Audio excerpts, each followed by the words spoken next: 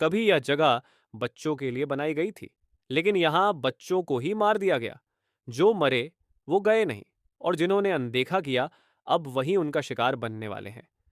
तो कहानी की शुरुआत होती है साल 1982 में। फ्रेडी फाज़बियर्स पिज्ज़ा के पहले रेस्टोरेंट में एक दिल दहला देने वाली घटना घटती है। शार्लेट एमिली अपनी आंखों है कि रेस्टोरेंट का मालिक विलियम एफर्टन एक छोटे बच्चे को बहला फुसलाकर पीछे के कमरों में ले जा रहा है।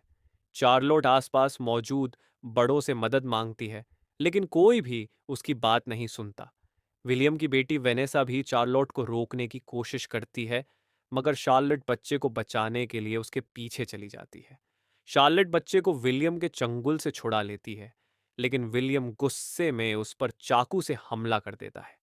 गंभीर जख्मों के कारण शार्लेट की मौत हो जाती है और उसका शरीर फर्श में बने एक ट्रैपडोर से नीचे गिर जाता है, जहां एक कठपुतली जैसा एनिमेट्रॉनिक मैरियोनेट मौजूद होता है। शार्लोट की आत्मा मैरियोनेट में समा जाती है। इस घटना को दबा दिया जाता है और कुछ समय बाद रेस्टोरेंट बंद कर दिया जाता है। साल 2000 के आसपास विलियम आफ्टन को 2002 में एबी अपने भूतिया दोस्तों को याद करती रहती है, जो कभी एनिमेट्रॉनिक्स में कैद थे। वह अपने बड़े भाई माइक से बार बार कहती है कि वह एनिमेट्रॉनिक्स को ठीक कर दे। माइक जानता है कि वे मशीनें खतरनाक हैं और आत्माएं अब जा चुकी हैं, लेकिन वह एबी को सच्चाई नहीं बता पाता और बहाने बनाता रहता है।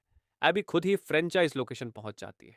माइक वहां उसे ढूंढ लेता है, माफी मांगता है और वहां उसे एक बोलने वाला खिलौना फास्ट टॉकर मिलता है। इसी दौरान वनेसा अपने पिता विलियम के जुल्म और उसके अपराधों के मानसिक सदमे से जूझ रही होती है।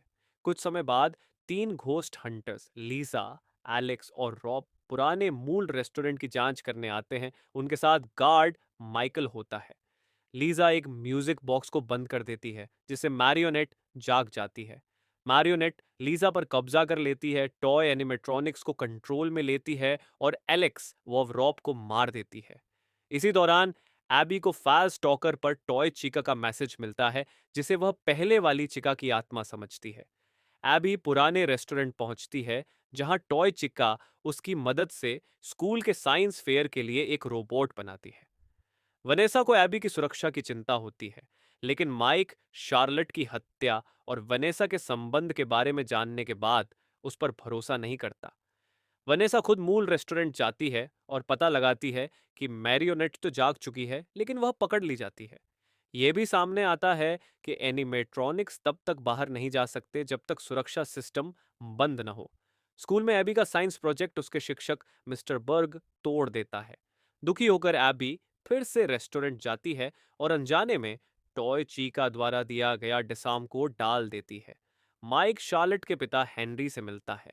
हेनरी उसे एक नया म्यूजिक बॉक्स देता है और शार्लेट के लिए रेस्टोरेंट में छोड़ने को कहता है। तभी माइक को पता चलता है कि एब भी स्कूल से गायब है और वह तुरंत रेस्टोरेंट की ओर निकल पड़ता है। एब भी स्कूल लौटती है, लेकिन इस बार उसका नया प्रोजेक्ट टॉय चिका होती है। टॉय चिका मिस्टर बर्ग को मार देती है। इसके बाद टॉय चिका और बाकी एनिमेट्रॉनिक्स बड़ों का शिकार शुरू कर देते हैं, क्योंकि शार्लेट उन सभी से बदला लेना चाहती है जिन्होंने उसकी मदद की पुकार को अनदेखा किया था। माइक वनेसा को आजाद करता है।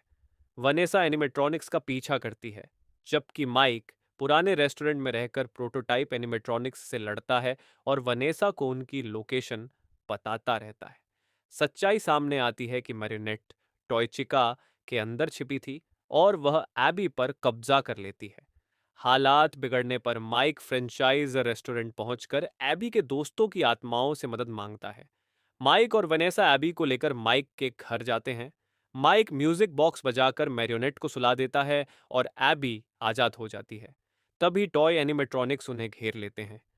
उसी समय माइकल, जो वनेसा का भाई निकलता है, सामने आता है और विलियम की विरासत को आगे बढ़ाने की बात कहता है। वह टॉय एनिमेट्रॉनिक्स को उन्हें मारने का आदेश देता है। अचानक फ्रेंचाइज रेस्टोरेंट के पुराने एनिमेट्रॉनिक्स वहां पहुंचते हैं, जिन पर एबी के दोस्तों की आत्माएं कबाबिज होती हैं। वे टॉय एनिमेट्रॉनिक्स को नष्ट कर देते हैं, लेकिन खुद भी खराब होकर बंद हो जाते हैं। माइकल भाग निकलता है।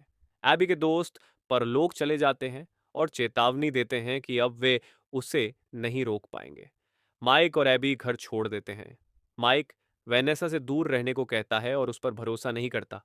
अकेली बची वेनेसा पर मैरियनेट कब्जा कर लेती है। अंत में फ्रेंचाइज लोकेशन पर वह एनिमेट्रॉनिक सूट, जिसके अंदर विलियम एफिटन का शरीर मौजूद होता है, अचानक सक्रिय हो जाता है।